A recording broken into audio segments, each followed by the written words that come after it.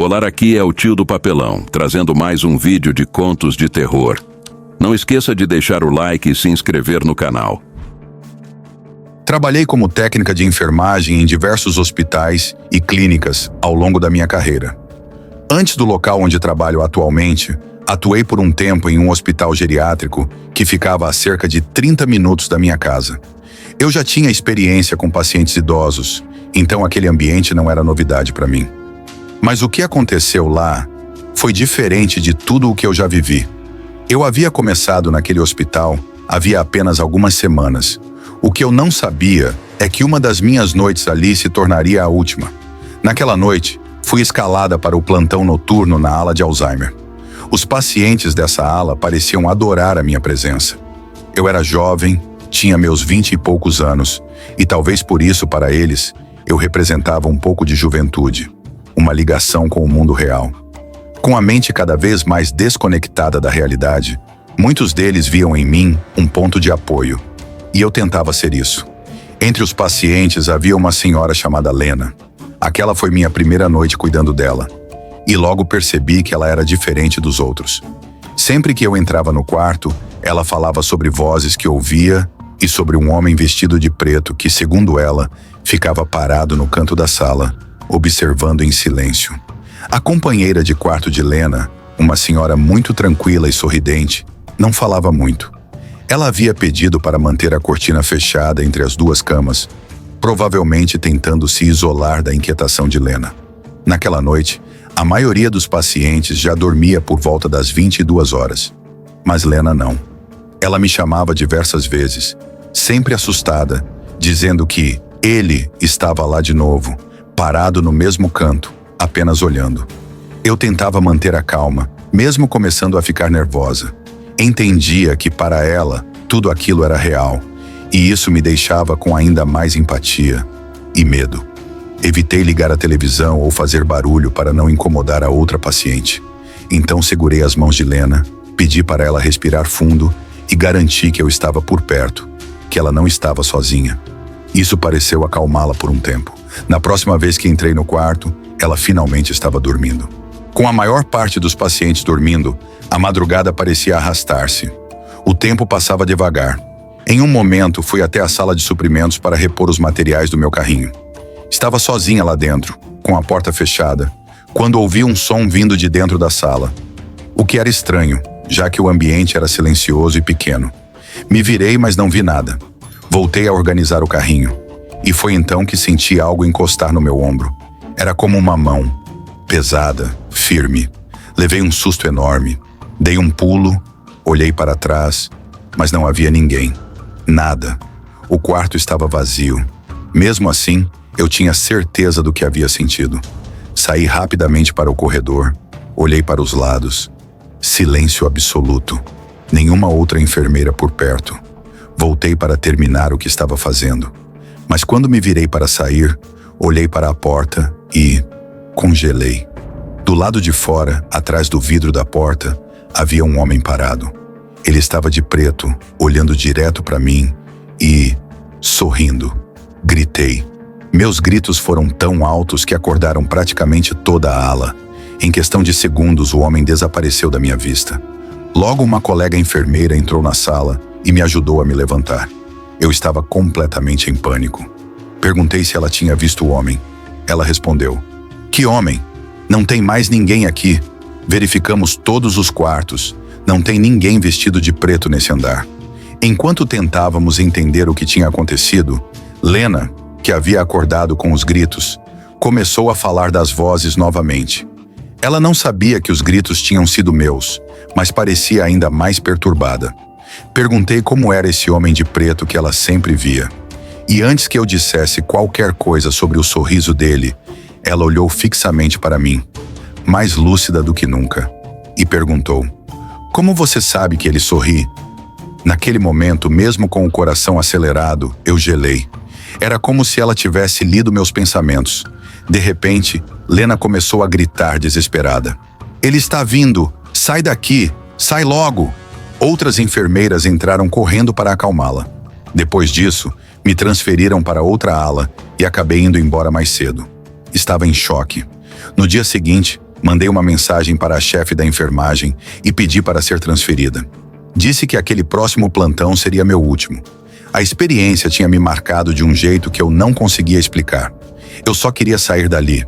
Nunca fui diagnosticada com nenhum transtorno. Nunca tive alucinações. E sim, eu sei que a privação de sono pode mexer com a cabeça da gente. Mas aquilo foi diferente. A sensação da mão no meu ombro, o homem sorrindo do outro lado do vidro, a descrição coincidente da paciente. Tudo isso me assombra até hoje. Talvez tenha sido uma daquelas experiências sobrenaturais que só acontecem uma vez na vida. Pelo menos, assim espero. Há cerca de 3 anos eu contraí uma bactéria que causou meningite. Moro no interior de Santa Catarina e até onde sei, não havia nenhum surto acontecendo na época.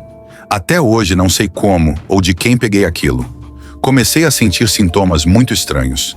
Dores de cabeça fortíssimas, confusão mental, sonolência, náuseas e perda de apetite. Mas foi quando começaram as alucinações que percebi que algo estava seriamente errado. Estava deitada na cama, me sentindo péssima, enquanto meu marido estava no trabalho. Foi então que ouvi uma voz infantil vindo do andar de baixo me chamando. Mamãe, a gente não tem filhos. Arrastei-me até a beirada da escada com dificuldade e chamei o nome do meu marido, mesmo sabendo que ele não estava ali. A dor de cabeça por me levantar foi tão intensa que precisei voltar para a cama. Pouco tempo depois, ouvi a mesma voz novamente, vinda lá de baixo. Mamãe? Respondi com um alô? Assustada e em pânico, peguei o celular e liguei para meu marido. Falei para ele que estava ouvindo uma voz de criança dentro de casa e que achava que estava alucinando. Ele percebeu o meu desespero e saiu do trabalho mais cedo para me levar ao hospital. Enquanto o esperava, fui tirar o pijama para me trocar e, no meio disso, corri para o banheiro para vomitar. Enquanto eu vomitava, ouvi outra voz, dessa vez vinda de fora do banheiro. Não consegui entender o que disse, nem reconhecer se era a mesma de antes. Só sabia que eu estava perdendo completamente o controle da minha mente. Cheguei ao hospital ainda muito mal. Lá, fui diagnosticada com meningite bacteriana e me disseram que, se não tivesse procurado ajuda, aquilo poderia ter sido fatal. A médica explicou que alucinações não eram comuns, mas que podiam ocorrer, especialmente com um quadro avançado como o meu. Fui internada e comecei o tratamento com antibióticos diretamente na veia. Fiquei aliviada por estar sendo tratada, mas ainda me sentia muito mal. Meu marido ficou comigo até a noite e por volta das 22 horas foi embora porque teria que trabalhar no dia seguinte. Uma enfermeira me orientou a chamá-la caso qualquer coisa acontecesse. Apesar do desconforto, acabei pegando no sono. E foi aí que tive um sonho perturbador. Sonhei que meu ex-marido estava no quarto, em pé ao lado da minha cama, me observando. Ele começou a dizer coisas horríveis sobre o meu atual marido.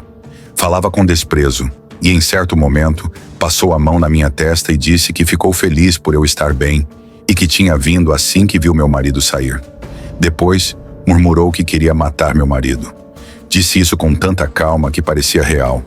Continuou me encarando por mais alguns segundos e então saiu do quarto.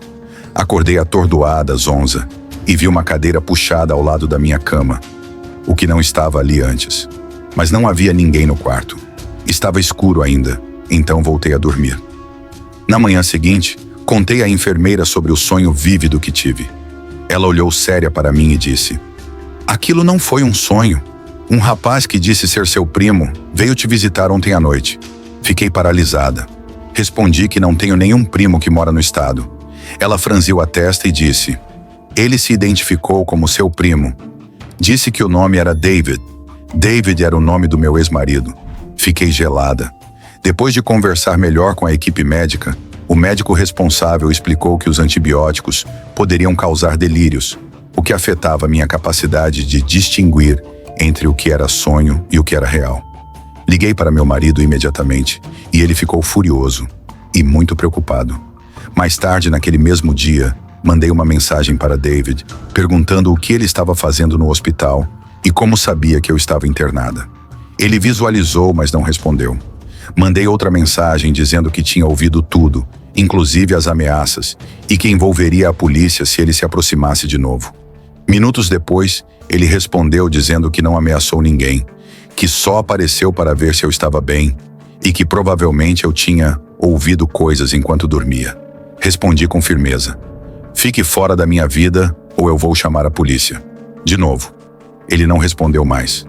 Nunca contei ao meu marido as ameaças que ouvi naquela noite. Até hoje não sei se aquilo realmente aconteceu ou se foi apenas mais uma alucinação causada pelos antibióticos. Mas algo me diz que, real ou não, aquilo me marcou de uma forma que nunca vou esquecer. Saí do hospital uma semana depois. Até hoje ainda tenho calafrio só de lembrar daquela voz chamando mamãe no vazio da casa. Uma vez eu conheci uma garota com quem ainda sou amigo no Tinder chamada Lorena. Ela parecia legal desde o começo. Tinha uma manga de tatuagens no braço esquerdo, mechas vermelhas no cabelo e no perfil dizia que adorava trabalhar ao ar livre. Uma das fotos dela tinha sido tirada no telhado de um prédio abandonado, com uma vista impressionante. Perguntei onde era e ela me disse que era um hospital abandonado nos arredores da cidade. Disse que era super legal explorar lá à noite e que era fácil entrar. Segundo ela, geralmente tinha um policial patrulhando o enorme estacionamento, mas dava para contornar isso facilmente. Ela teve a ideia de irmos até lá juntos, como um tipo diferente de primeiro encontro. Eu topei. Parecia algo fora do comum e ela parecia ser gente boa. Passei para pegar Lorena na casa dela, a uns 10 minutos de distância. De lá, dirigimos por uns 20 minutos até o hospital. No caminho deu pra gente conversar e se conhecer um pouco melhor. Ao chegar, ela me pediu para estacionar numa rua sem saída escondida, atrás de arbustos altos, a uns 5 minutos de caminhada do hospital. Pulamos uma pequena barreira que separava a rua do estacionamento e corremos até uma janela quebrada que dava para o porão. Estava tudo escuro e silencioso. Eu confesso que estava um pouco nervoso, mas ela parecia saber exatamente o que estava fazendo. Usamos apenas as lanternas dos nossos celulares. Nada de luz forte. Lorena. Conhecia o hospital como a palma da mão. Subimos até o primeiro andar. Estar sozinho com outra pessoa num lugar abandonado à noite é algo assustador. Mas eu não tinha ideia do quão assustador ia se tornar. Enquanto caminhávamos, ouvimos o barulho de uma porta se fechando no corredor. Ambos congelamos. Perguntei baixinho se era normal outras pessoas estarem ali. Ela respondeu que às vezes sim. Desligamos nossas lanternas e ficamos em silêncio. De repente ouvimos um estrondo muito mais próximo. Saímos dali no escuro, indo até a escada e subimos correndo, agora com as lanternas ligadas. Já em um andar mais alto, voltamos a falar normalmente. Lorena. Disse que a polícia nunca entrava no prédio, então poderia ser outro explorador. Mas o estranho era, não vimos nenhuma luz além das nossas. Então ouvimos passos subindo a escada. Corremos por corredores escuros como num labirinto. E... Lorena. Disse que conhecia um lugar seguro. Paramos em um tipo de terraço. Não o topo do prédio, mas um telhado de um dos andares. Estávamos ofegantes e assustados. Até ela, que parecia tão confiante antes, agora estava claramente preocupada. Depois de alguns minutos tentando relaxar, entramos por outra janela quebrada, que dava para uma estrutura interna acima de uma grande sala. Lorena. Queria andar por tábuas estreitas, suspensas a 3 metros do chão. Era perigoso, mas eu a segui. Chegamos até um pilar onde as tábuas terminavam e sentamos ali, com as pernas balançando no vazio. Estávamos sozinhos, ou pelo menos achávamos que estávamos, até ouvirmos passos abaixo. Ligamos as lanternas e vimos um homem parado ali, olhando diretamente para nós. Ele parecia ter uns 40 anos, vestia tudo preto, gorro, jaqueta e calça de moletom. Ele sorriu e disse com uma voz grave e estranha: "Desçam aqui." Perguntei se ele era policial. Ele ignorou a pergunta e repetiu com o mesmo sorriso: "Vem cá, Lorena." E eu nos levantamos rapidamente e começamos a voltar pelas tábuas com muito cuidado. Eu estava mais preocupado em cair do que antes. Não fazia ideia do que aquele homem queria fazer conosco. Quando estávamos na metade do caminho, ele correu por uma porta abaixo, claramente tentando nos alcançar. Nós nos apressamos, atravessamos a área e corremos para fora daquele setor. Descemos as escadas do outro lado do prédio. Enquanto corríamos, ouvimos o som de portas se abrindo e passos descendo atrás da gente. Ele estava nos seguindo. Corríamos como se nossas vidas dependessem disso. Chegamos ao porão, pulamos pela janela quebrada. Eu fui o último a sair, com medo de que minhas pernas fossem agarradas a qualquer momento, e corremos de volta ao carro. A primeira coisa que fizemos foi trancar as portas e tentar recuperar o fôlego. Foi um verdadeiro pesadelo. Mas de algum modo, ter enfrentado aquilo juntos criou um laço instantâneo entre mim e Lorena. Não esqueça de deixar o like e se inscrever no canal. E acompanhe o vídeo anterior. Até a próxima!